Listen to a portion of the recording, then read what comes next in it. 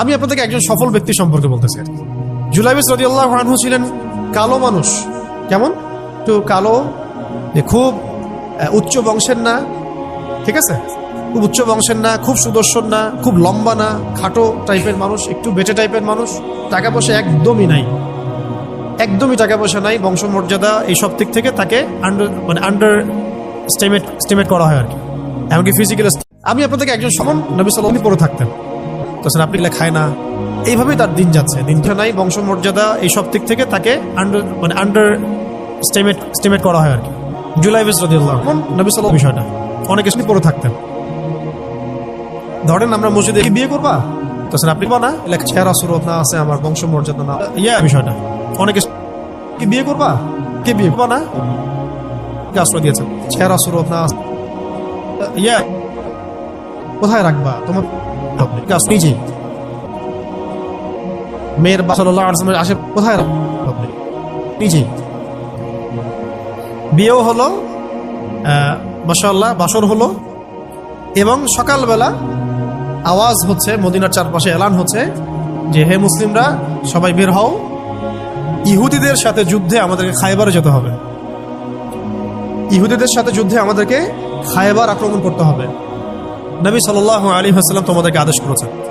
এটা কিন্তু হুদাইবিয়া সন্ধির পরের ঘটনা।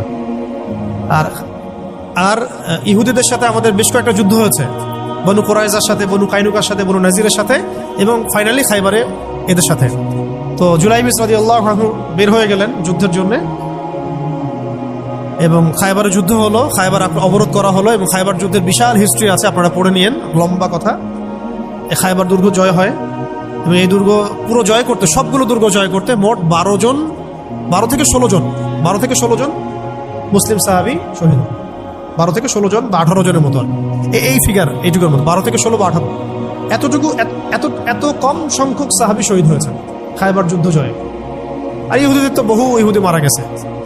এবং খায়বার বিজয়ের পরে মুসলিমদের আর্থসামাজিক যে অবস্থা, মানে টাকা পয়সা, ল্যান্ড, গনিমতের মাল প্রচুর বেড়ে গেছে।